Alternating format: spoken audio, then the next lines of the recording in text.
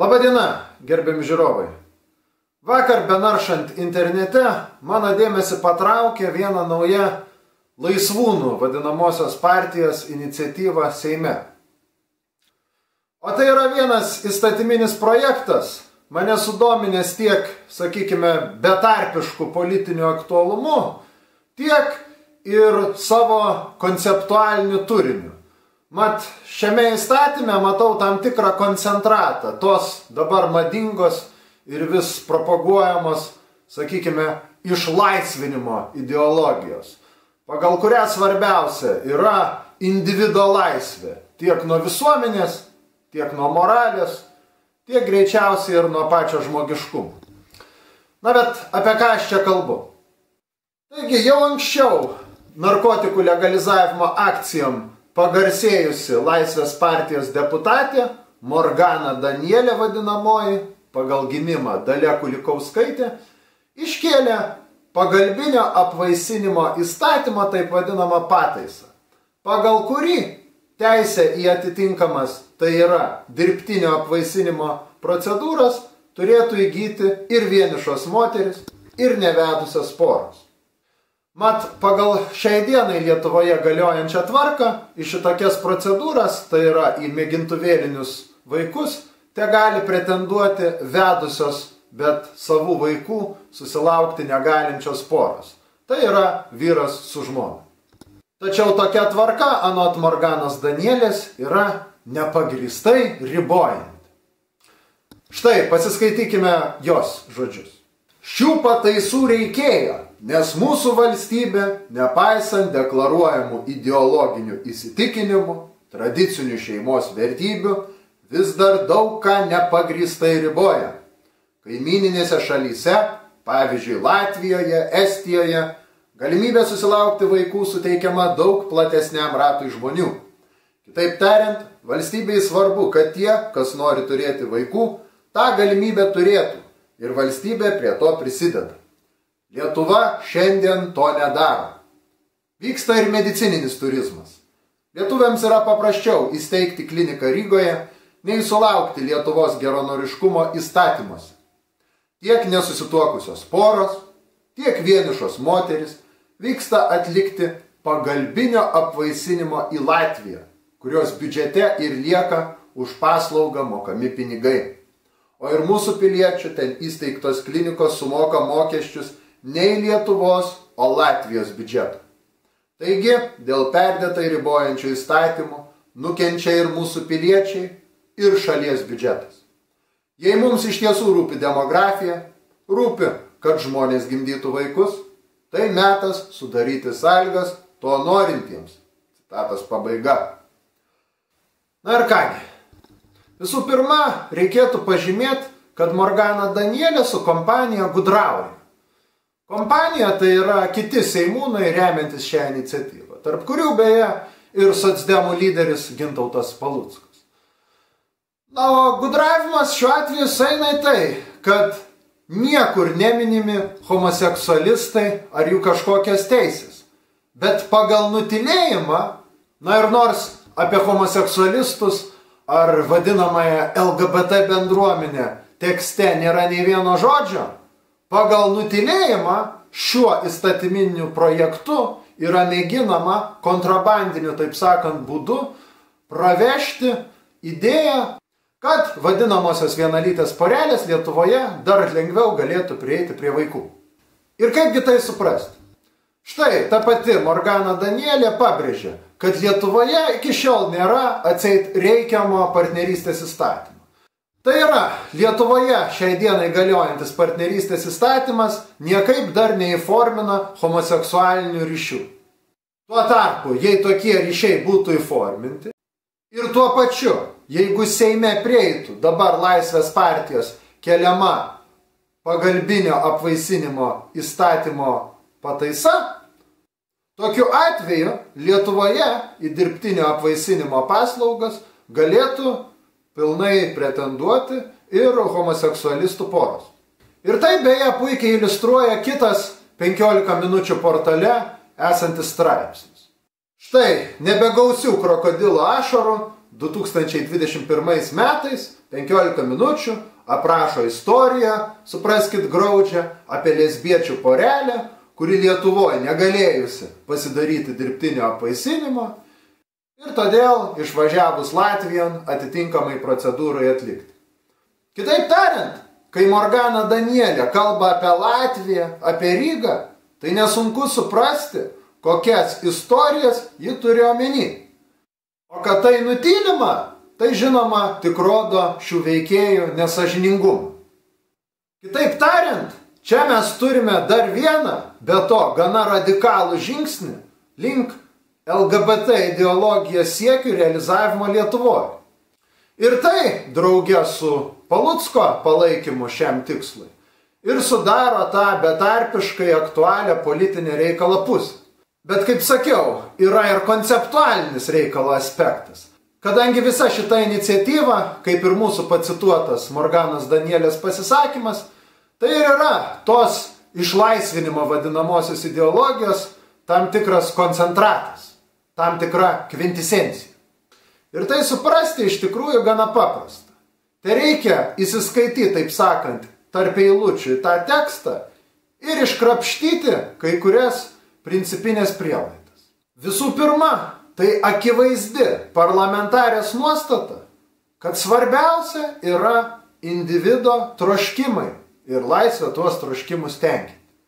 Kitaip tariant, jei tas ar anas užsigeidė, taip sakant, turėti vaikų, tai niekas neturi teisės riboti atitinkamų kelių šiam troškimui įgyvendinti. Tuo tarpu toji aplinkybė, kad pilnaverčiam vaiko kaip asmenybės vystymuisi yra absoliučiai būtinas tiek motinos, tiek ir tėvo buvimas, dalyvavimas jo gyvenime, tai ši aplinkybė nelaikoma esminė. Kitaip tariant, jei kokia vieniša moterėlė geidžia turėti vaiką, tai tai ir yra svarbiausia. O būsimojo vaiko interesai, antai aplinkybė, kad jis auksės be tėvo, tai jau nesvarbu, tai ne prioritetas. Net nekalbant apie tai, kad tokiais atvejais dažniausiai turimas reikalas su žmogumi, kuris kenčia nuo gilių, vidinių, dvasinių, psichinių problemų ir kuris tą vaiką ten naudosias kaip priemonė bėgti nuo savo vidinės tuštumos. Nes tiek romantiniams santykiams su priešingąja lytimi, tiek giminės pratesimui, šeimos kūrimui, tai yra pasiruošęs adekvačiai žmogus, kuris pats savyje jaučiasi pilnas, pilnavertis, kuris jau yra suradęs tikslą ir prasmę gyvenime, savarankiškai, pats savo, kaip žmogus, kaip asmenybė. Ir tik tuomet galima tikėtis iš jo pusės meilės ir pagarbos kitam, tiek sutuoktinio, tiek vaikų atžvilgiu. Na, o jei kalbant apie nevedusias poras, kad ir tradicinės orientacijos, tai kurgi garantija, kad jos liksiančios kartu ir atitinkamai, kad vaikas savo gyvenime turėsis tiek motiną, tiek tėvą. Ir tai vėlgi atsižvelgiant į natūralų, jau biologiškai užkoduotą vaiko, nesvarbu ar berniuko, ar mergaitės, poreikį augti drauge ir su motina, ir su tėvu. Taigi tokių garantijų nėra. Ir iš to seka išvada, kad šioje koncepcijoje, pagal kurią svarbiausia yra individo geismai ir užgaidas, šioje koncepcijoje vaikas tampa šių individų taip vadinamų užgaidų įkaitų, o ne pilna vertė, meilės ir pagarbos nusipelnančią asmenybę. Na ir tuomet belieka retoriškai paklausti, kurgi tuomet vaiko ar apskritai žmogaus teisės, jei nusispjaunama į tokį bazinį dalyką, kaip žmogaus, kaip asmens orumas. Bet tai tiesa jau sudarytų kiek kitą temą, polemizuojant su išlaisvinimo ideologijos šalininkais. Na, o einant toliau, vertėtų pabrėžti du Morganos Danielės argumentus savo siūlomos įstatymo pataisos naudai. Pirmasis kurių toks, kad štai Lietuvoje neleidžiant tokių procedūrų, jų norintis priverčiami imtis to vadinamojo medicininio turizmo, vykti Latvijon Ir to pasekoje pinigėliai kapsi ne į Lietuvos, o į Latvijos biudžetą. Ir žinoma, pageidautina, kad tie pinigėliai liktų Lietuvoje, kas verslo požiūriu būtų naudinga. Kitaip tariant, reikalą čia bandoma suvesti į pinigus. Ir tai neatsitiktinumas, nes absoliuto vietom pastačius individo troškimus, o su tuo atmetus kultūrą, moralės normas, idealus, vienintelis vieto lygintojų tarp tų troškimų įgyvendinimo siekiančių individų ir te gali būti pinigas, rinka. Tad viskas čia natūralu. Na, o antrasis Morganos Danielės argumentas – demografinis. Kad štai Lietuva, girdit, kenčia nuo žemo gimstamumo, tai kodėlgi trukdyti tiems, kas nori susilaukti vaikų, tą imti ir padaryti. Atseit, tokiu būdu pagerėsiantys mūsų demografiniai rodikliai. Ir čia, net nekalbant apie būsimų vaikų gyvenimo kokybę, tai yra, ar bent šeimoje jie turės aplinką, kuri mažų mažiausiai nekenktų jų asmenybiniam augimui, galim konstatuoti banalybę, kad tokių porelių skaičius procentaliai yra toks menkas, kad jokios žymesnės įtakos bendrai gimstamumo tendencijai šitai neturėtų. Kitaip tariant, čia kažkokia prasme tuščiažodžiaujama, o kita prasme, sakyčiau, net tyčiojamasi iš visuomenės. Kadangi tiek Morgana Danielė, tiek jos ta atstovaujama Laisvės partija žymia dalim prisideda prie tos situacijos, kuri ir lemia esamą demografinę duobę. O čia beje verta pastebėti, kad Delfyje ką tik išėjo straipsnis, kuriame iš esmės atvirai konstatuojama, kad Lietuva išmirinėja ir kad vis augant ir augant pensininkų gretoms mūsų laukia labai didžiulės, labai rimtos bėdos, kuomet ir švietimas, ir sveikatos apsauga, ir pensijos, ir visa kita pradės dar labiau šlubuoti. Ir tame straipsnėje svarstomi du problemos sprendimo variantai. Pirmasis – tai masinė imigracija, tai yra teoriškai sekimas vakarų Europos šalių pavyzdžių, kas ilgainiui reikštų lietuvių tautos išnykimą savoje žemėje, na, praktiškai kas vargiai tikėtina atsižvelgiant į tai, kad niekas čia per daug važiuoti nenori, arba kaip antras variantas keliamas uždavinys kelti gimstamumą. Ir kas įdomiausia, tai jog tojo straipsnio autoriai ir pripažįsta, kad vienintelė tikra išeitis ir te gali būti antrasis variantas. Bet kodėlgi apskritai to gimstamumo taip jau maža? Tai tiesiogiai rišasi su tuo, kokio tipo visuomenėje mes šiandien gyvename ir su kai kuriom labai banaliom, sakyčiau, socialiniam, ekonominiam aplinkybėm. Štai galim imti ir palyginti dabarties gyvenimą su 20 amžiumi. Nežiūrint to, kokie iš tiesų tada bebūtų buvę sunkumai. Tiek karai, tiek skurdas, nepritekliai ir visa kita. Bet kalbant apie žmogų ir jo, sakykime, socialinį statusą bei galimybės. Tai reikalas tas, kad anksčiau, kad ir kukliai, bet jaunam žmogui buvo pilnai įmanoma, taip sakant, prasimušti kabutėse gyvenime ir įgyjant tam tikrą vietą, tam tikrą statusą visuomeniai, kuris reikštų ir pragyvenimo šaltinį, ir poziciją, kurioje jis jaustųsi reikalingas ir vertinamas, ir be abejo įgyjant nuosavą būstą, kas yra viena pačių pagrindinių stabilaus asmens ir jo labiau šeimos gyvenimo sąlygų. Šiai dienai tuo tarpu žymi dalis jaunimo, tame tarpe įgijusią ir aukštąjį, ir aukštesnį išsilavinimą, tiesiog atsiduria akligatvį, nei apie vietą padoresnę esamai Lietuvos visuomeniai, nei juo labiau apie nuosavą būstą jie negali pasvajoti. Norint kažką pasiekti, daugeliui tenka emigruoti, kad vakaruose parduotų savo darbo jėgą pigiau nei vietiniai.